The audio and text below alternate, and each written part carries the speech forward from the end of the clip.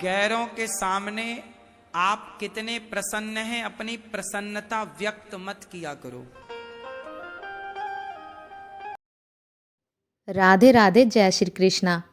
आप सभी का स्वागत है आपके अपने चैनल कान्हा पूनम क्रिएशन पर। आज की वीडियो के माध्यम से हम पूजनीय महाराज श्री अनिरुद्ध आचार्य जी के मुख से जानेंगे कि ऐसी कौन सी जो आवश्यक बातें होते हैं गृहस्थ जीवन में, जिनका जो जिक्र है हमें बाहर नहीं करना चाहिए, और परिवार के भी ऐसे कुछ सदस्य होते हैं जिनको हमें इन बातों के बारे में नहीं बताना चाहिए। तो चलिए जानते हैं देरी न करते हुए पूजनीय महाराज जी के मुख से।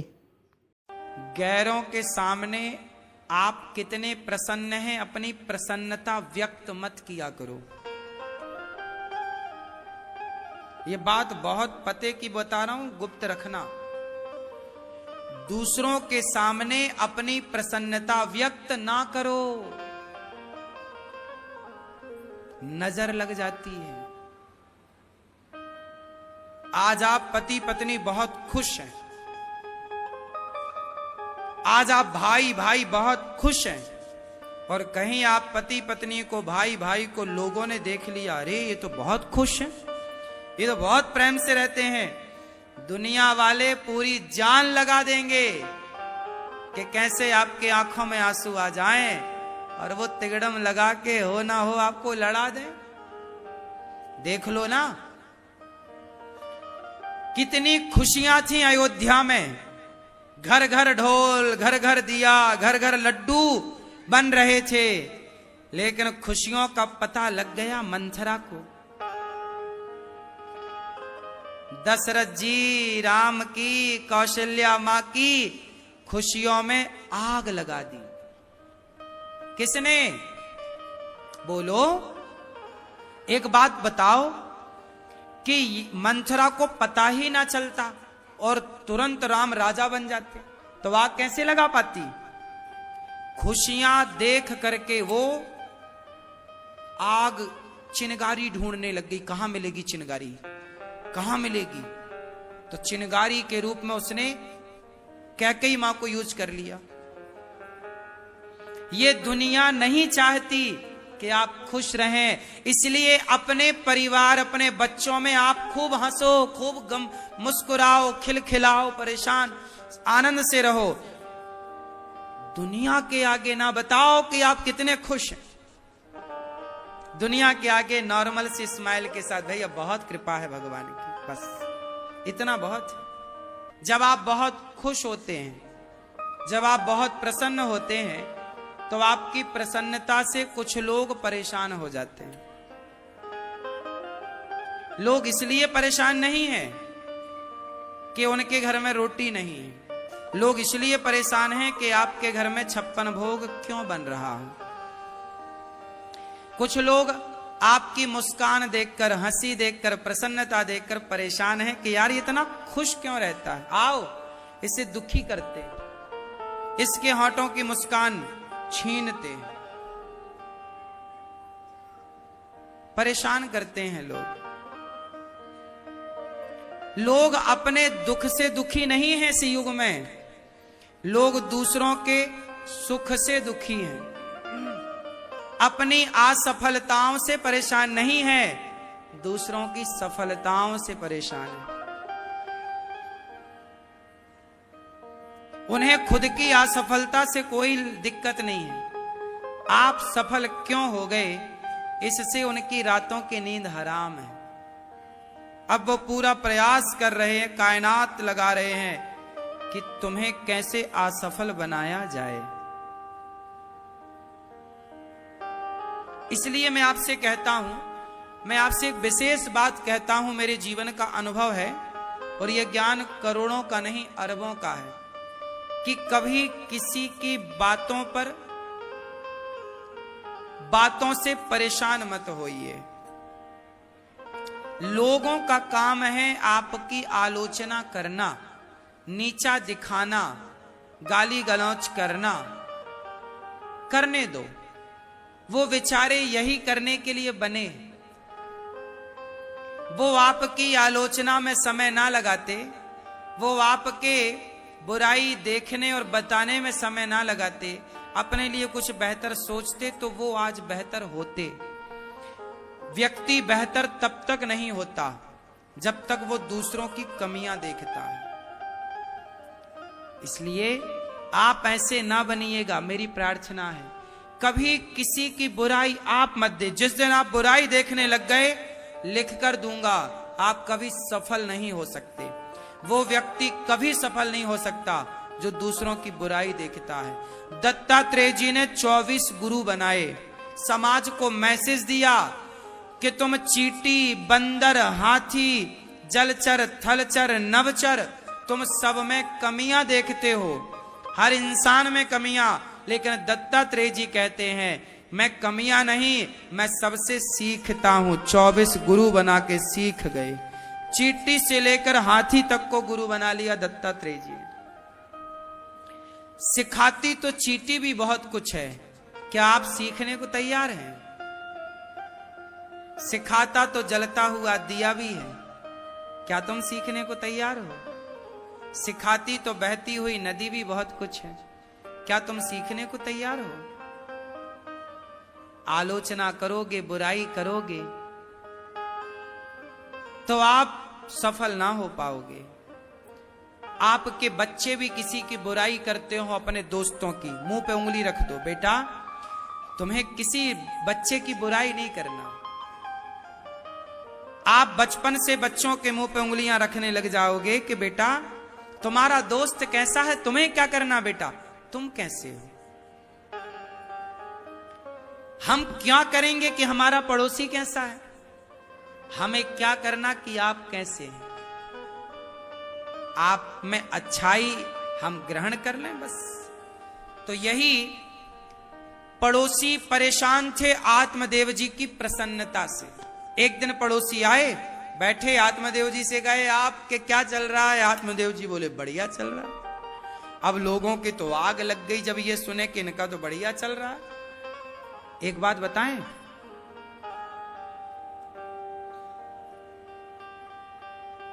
गैरों के सामने आप कितने प्रसन्न हैं, अपनी प्रसन्नता व्यक्त मत किया करो।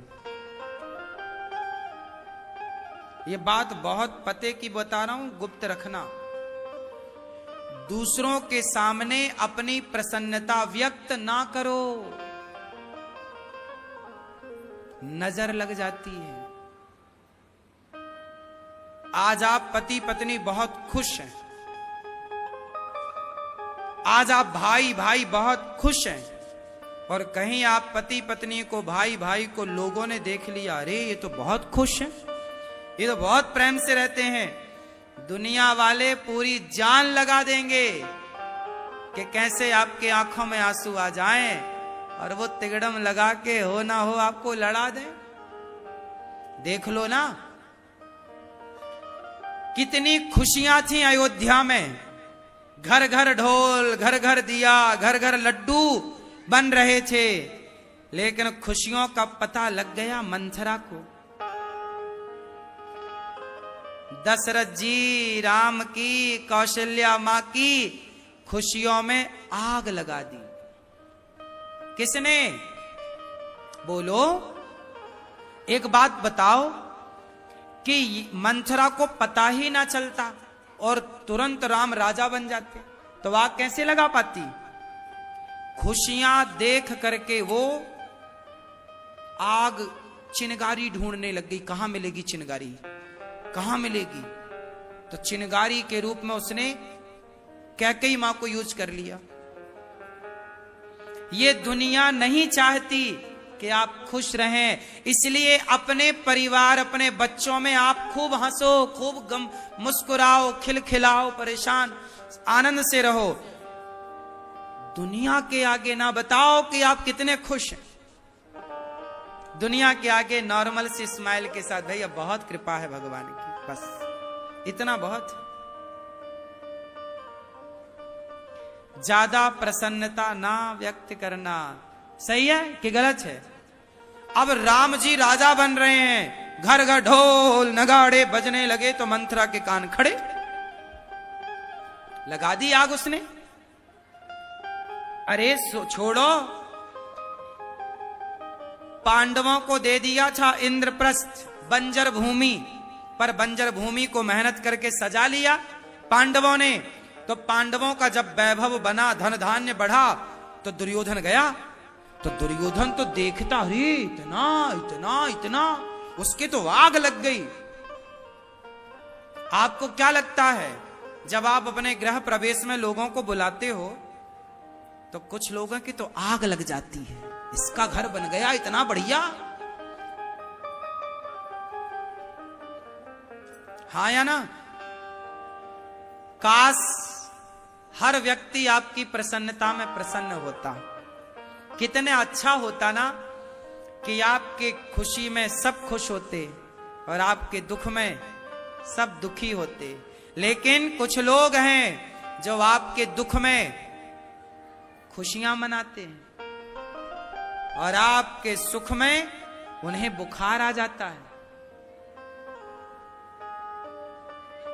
लोग मेरे से पूछते हैं, मैं कहीं भी न्यूज चैनल जाऊं, कहीं भी डिबेट में जाऊं, बोले महाराज जी आप महंगी कार में चलते हैं, आप ये घड़ी पहनते हैं, आप ये खाते हैं। सोचो, लोग ये चाह रहे हैं आज भी कि आप बैलगाड़ी में ही चलो। लोग नहीं चाहते कि आपके पास बड़ी कार हो, लोग नहीं चाहते कि आप तरक्की कर जाओ। लोग ये चाहते हैं कि हम साइकिल में चलते हैं, तुम भी चलो। वो ये तो देखते हैं कि आप बड़ी कार में चलते हैं, वो ये नहीं देखते कि मेहनत कितनी होती है, काम कितना होता है। सोचो, मैं अभी 3 बजे से यहां बैठा हूं कथा करने और 2:45 बजे मैं दिल्ली से आया न्यूज चैनल पर ही गया था।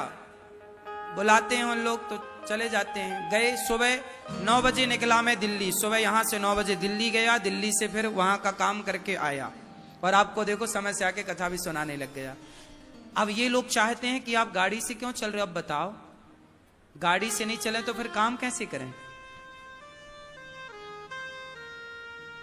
लेकिन लोग चाहते हैं कि नहीं, आप क्यों तरक्की करेंगे? तरक्की करने का अधिकार तो केवल बॉलीवुड को है। वो गुटखा बेच करके मर्सिडीज में चलते हैं तो कोई आपत्ति नहीं है किसी को। दाने दाने में केसर का दम बेचने वाले, गुटखा बेचने वाले, खुद का हेलीकॉप्टर है उसमें चलें, कोई सवाल नहीं उनसे करता कि क्यों जी तुम इतने बड़े हेलीकॉप्टर में, इतनी बड़ी गाड़ी में क्यों चलते हो, जबकि बेच क्या रहे हैं? गुटखा। और हम आपके बच्चों को संस्कार की बातें करें, सही बात करें, वृद्ध माओं के पांव दबाकर सेवा करें समाज की, 30,000 लोग भरपेट भोजन करें गौरी गोपाल में, तो इन सबको ना देखकर वो ये देखते हैं कि आप गाड़ी पे क्यों चलते हैं। समाज इस मानसिकता में है कि तुम तरक्की ना करो। आज हमारे देश में ऐसी बातें होती हैं कि तुम्हारे पास ये गाड़ी क्यों है, तुम्हारे पास ये क्यों है। विदेशों में लोग बड़े प्रसन्न होते हैं, यार ये तरक्की कर गया, लोग खुश होते हैं। एक अभी अपना देश ही है कि पड़ोसी गाड़ी ले आए तो बगल वाले आज रात का भोजन नहीं करेंगे। हाँ या ना?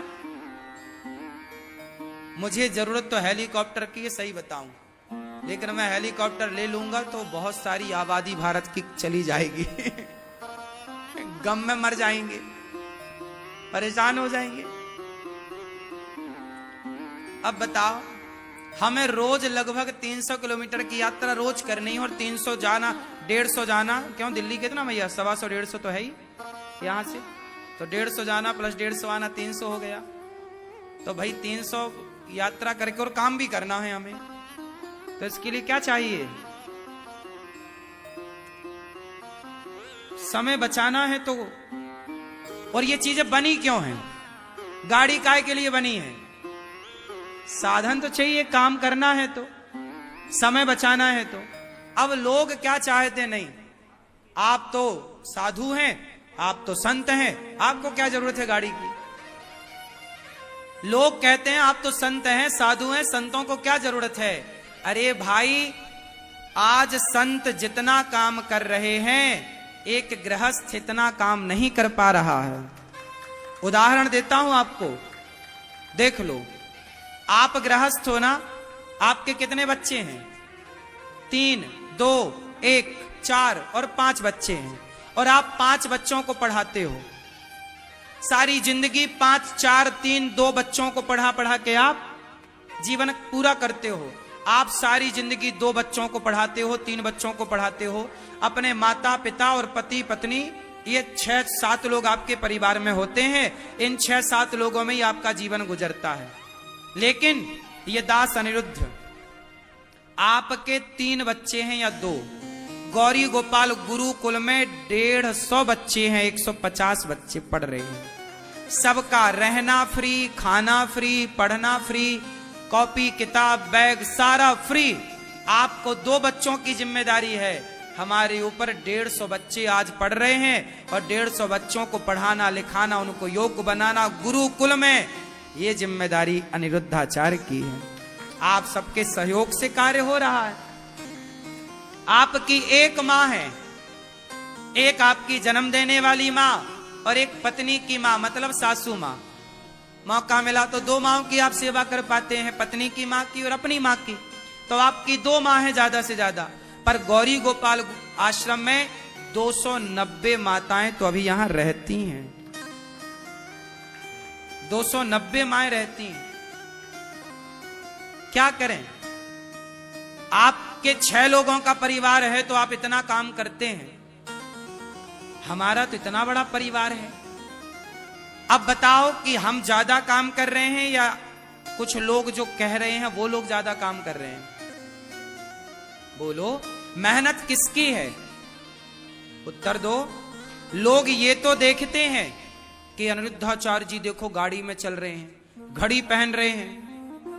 लोग ये नहीं देखते कि आज मैं सुबह 9 बजे जब निकला तो सिर्फ 4 चम्मच केवल मैंने पुलाव लिया, सिर्फ 4 चम्मच पुलाव, इतना सा पुलाव खाया और 2-4 बादाम चबाई, और इतना खा के मैं निकला। रास्ते में सिर्फ पानी पिया, केवल सादा पानी, और अभी भी मैंने उसके बाद कुछ अभी लिया नहीं, कुछ भी नहीं खाया। दिन भर कई बार खाने का ही वक्त नहीं मिलता। अब रास्ते में खाने की आदत नहीं है कि रास्ते में खाएं। तो लोग ये नहीं देखते कि आदमी बिना खाए पिए समाज की सेवा में लगा है। लोग ये नहीं देखते कि व्यक्ति की मेहनत क्या है। मैं कल भी दिल्ली गया था, कल भी दिल्ली गया, और कल भी मैं वहां 8 बजे तक, 10 बजे तक, 9-10 बजे तक एक न्यूज चैनल पर बैठा रहा। उन्होंने बुलाए, काम कर दो, वो बुलाते हैं, काम करना ही पड़ता, जाना ही पड़ता है। तो कल भी मैं वहां से आया, रात्रि को मैं 12:30 बजे, लगभग 12 बजे, पौने 12 बजे में आया रात को 12 बजे में कल आया, और सुबह फिर जल्दी से 9 बजे सुबह यहां मिलजुल के कार्य करके अन्न क्षेत्र बांट के फिर चला गया, और फिर अभी आया तो आपको कथा सुना रहा हूं। ना तो कल ठीक से मैं खा पाया, ना आज ठीक से खा पाया, लेकिन काम में कोई रुकावट नहीं है। खाना पीना कट गया पर काम नहीं कटा, काम तो जस का तस होगा। जब आप 5 लोगों का पालन करने के लिए, 5 लोगों की सेवा करने के लिए दिन रात मेहनत करते हैं, तो आप कभी अनिरुद्धाचार्य की जगह अपने को रख कर देखिए कि जब आपके ऊपर 290 माओं की जिम्मेदारी होगी, आपके ऊपर जब 150 बच्चों की जिम्मेदारी होगी, और 30,000 लोग पर डे प्रसाद पाएंगे, जब ये जिम्मेदारी आपकी होगी तो आप कितनी मेहनत करेंगे। समाज इमारत तो देखता है। मैंने 7वीं कक्षा में एक पाठ पढ़ा था, नींव की ईंट। आदमी ये तो देखता है कि ये इमारत, ये बिल्डिंग कितनी अच्छी है, पर ये नहीं देखता कि उस बिल्डिंग में जो नींव है वो कितनी मजबूत है, और पूरा वजन किस पर है? उस नींव की ईंट पर है।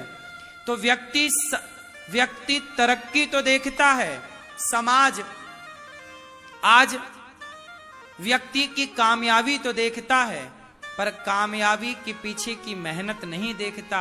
और मेहनत से उन्हें कोई लेना देना भी नहीं।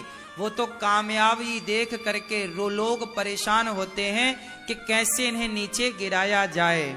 और सोचिए, इस समाज में, इस देश में मुझे भी लाखों लोग ऐसे हैं, बहुत लोग ऐसे हैं कि जो आज भी मुझे बुरा कहते हैं, लेकिन आप जैसे लोग ऐसे भी हैं कि जो दास अनिरुद्ध की अच्छाइयां देख करके आप प्यार भी करते हो और साथ भी देते हो। मेरे अंदर दोनों बातें हैं, अच्छाइयां भी कुछ होंगी और बुराइयां भी कुछ होंगी। ये तो आप जैसे लोग अच्छे लोग हैं कि आप अच्छाइयां देख लेते हो, कुछ लोग मेरे भीतर की बुराइयां देखते हैं। मैं ये नहीं कहता कि मेरे भीतर बुराइयां नहीं है, कूट कूट के भरी हैं। इंसान तो मैं भी हूं, इंसान हूं तो मुझसे भी गलतियां होंगी। 3 घंटा बोलूंगा तो मेरी भी जबान फिसलेगी, कुछ भी बोल दिया जाएगा ना चाह कर भी। लोग उस 5 सेकंड 10 सेकंड की बात को मुद्दा बना लेते हैं। ऐसा है।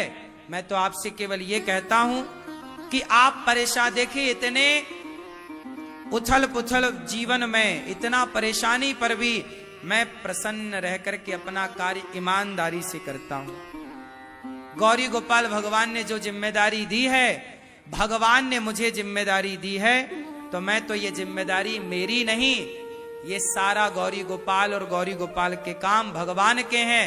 मैं तो भगवान के कर्मचारी, नौकर बन के कार्य कर रहा हूं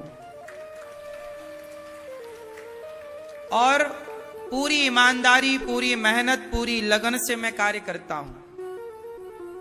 बिना थके, बिना हारे, हिम्मत हारे बिना थके मैं अपना काम करता हूं। मैं चाहूं तो दिन भर विश्राम करूं, कौन रोकने वाला है? मैं दिन भर आराम करूं, लेकिन मैं कई साल हो गए, कभी जब मैं बीमार ही पड़ जाता हूं, शरीर ही कह देता है कि अब थोड़ा, तब मैं दिन में, कभी सालों में, कभी 1-2 घंटे के लिए दिन में लेटता हूं। साल 2 साल में कभी। मैं रोज क्या, महीनों तक मैं कभी लेटता नहीं हूं दिन में विश्राम नहीं। ऐसा नहीं कि सो रहे हैं हम, सोने का टाइम नहीं। रात्रि को भी मैं सोता हूं तो 5 घंटे 6 घंटे ही सो पाता हूं। 8 घंटे की नींद तो कब ली थी पता नहीं। जीवन में जिम्मेदारी बड़ी होती है और उस जिम्मेदारी को ईमानदारी से निभाना और भी बड़ा काम है। इसलिए ये दास केवल वो कार्य कर रहा है और आप सबका साथ और आशीर्वाद है। आशा करती हूँ आप सभी को वीडियो अच्छी लगी होगी। वीडियो अच्छी लगी हो तो वीडियो को लाइक, कमेंट और शेयर करना बिल्कुल मत भूलिएगा। और जो हमारे चैनल पे पहली बार आए हैं वो चैनल को भी ज़रूर सब्सक्राइब करना, बेल आइकन ऑल पे प्रेस करना। राधे राधे, जय श्री कृष्णा।